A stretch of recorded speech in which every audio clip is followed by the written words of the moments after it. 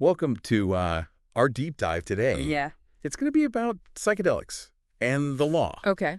And we've got a lot of your research here. Okay. Articles about legalization efforts, Mm-hmm. expert opinions, public perception, all that good stuff. Sounds good. And it seems like things are really starting to change pretty rapidly in this space. Yeah, they are. So hopefully by the end of this, we'll kind of have a better grasp on Yeah. where the legal landscape stands today and maybe even glimpse into the future. Yeah. I think what's so interesting about this topic is Yeah. like how science and culture and the legal system are Yeah. all kind of like colliding right now. For sure, for sure.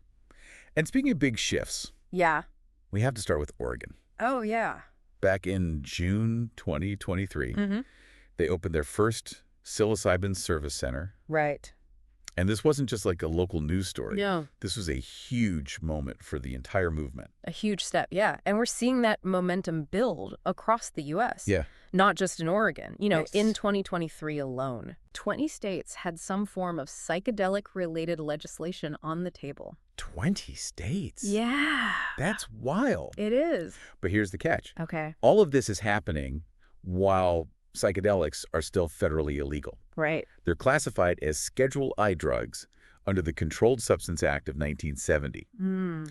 So we've got this push and pull Yeah. between the states pushing forward and the federal government kind of holding Huh. back. Yeah. Feels like we're watching like a slow motion collision. Yeah. What do you make of all that? Well, it's really fascinating, you know, this kind of conflict Yeah. between state and federal authority. Yeah. And psychedelics are right at the center of it. Mm-hmm. We've seen similar patterns with marijuana legalization, where Yeah. states kind of took the lead despite that federal resistance. Yeah, like history might be repeating itself They here. might.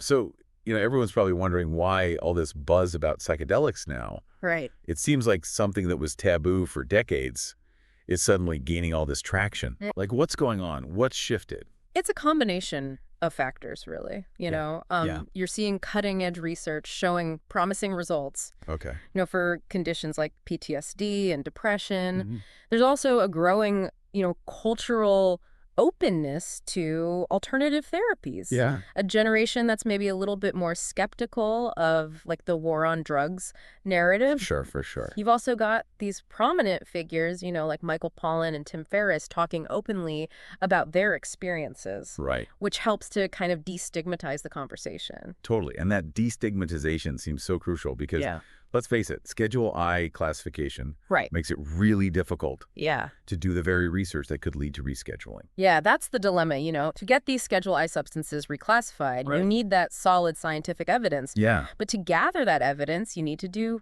research, Yeah. which is really difficult Right. when it's classified as having no, you know, currently accepted medical use. Yeah.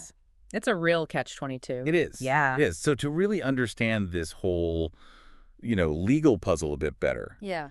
let's look at marijuana for a second. Okay. Its journey from Schedule I to legalization in many places Right. could really teach us something about where psychedelics might be headed. Absolutely.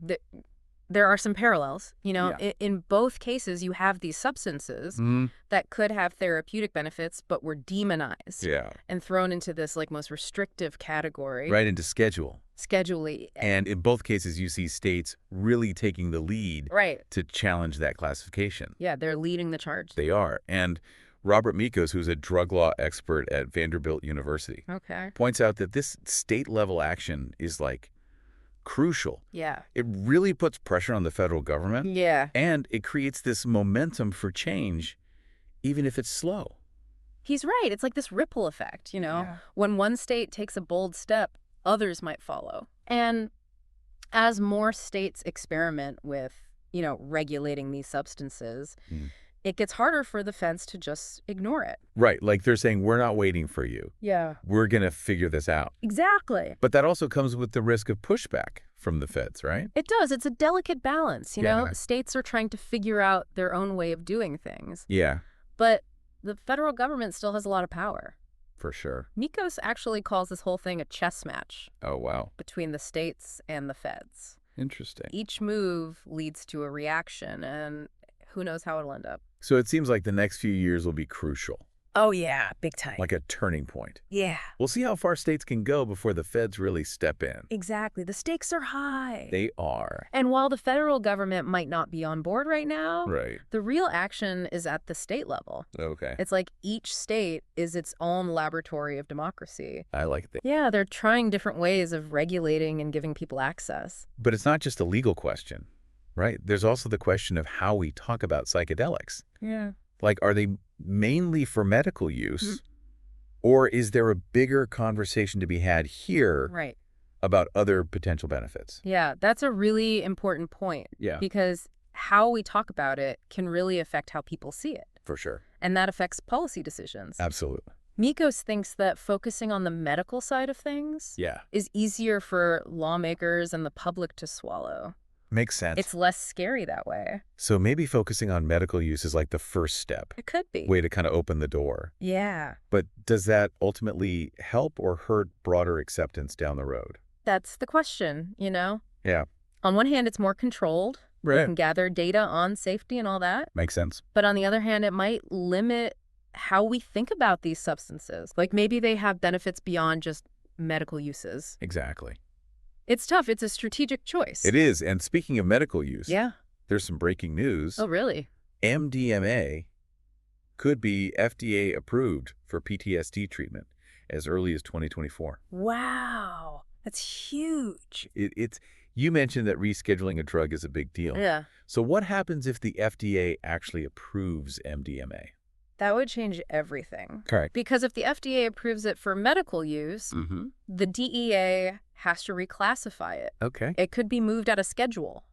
Wow. And that could set a precedent for other psychedelics. It's like a domino effect. Exactly. Like each one kind of has to prove itself, Yeah.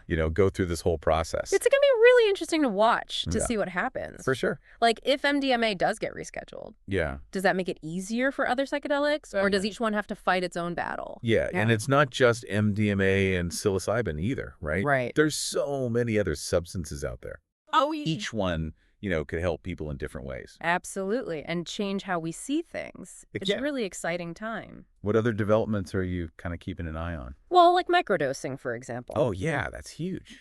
It's changing how people think about psychedelics, Yeah. especially the risks. Right. It's not all about those crazy intense trips. Exactly. Microdosing is more subtle, right? Way more subtle. And people are using these substances in totally different ways. It's not just one thing, Mhm. you know? Yeah. And as we learn more about how to use them safely, Mhm. I think it's important to remember Yeah. that these aren't just like any other drug. Right. They can really affect us deeply. Yeah. We have to treat them with respect, Totally. and be responsible. So as you're out there learning about all this stuff, Yeah.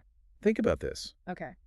If psychedelics become more mainstream, Mm-hmm. how will that change things? Yeah. Like how we think about mental health, Right. spirituality. Even freedom, Yeah. you know? It's a big question. It is a really big question. And there's no easy answer, Definitely not. but it's something we need to be thinking about. Absolutely. The effects go way beyond just the laws. For sure. We're talking about changing how we see ourselves, The whole world. our minds, everything. It's a wild time to be alive, that's for sure. It is. The world of psychedelics is changing so fast. Yeah. It feels like something big is about to happen. It does. So stay curious, everyone. Stay informed. Keep learning Yeah. and keep asking those tough questions. They're important. Thanks for joining us for this deep dive. Yeah, thanks for having me. It's been a fascinating conversation. It has. We hope you learned a lot. I know I did. Until next time, keep those minds open Open and curious. and keep on learning.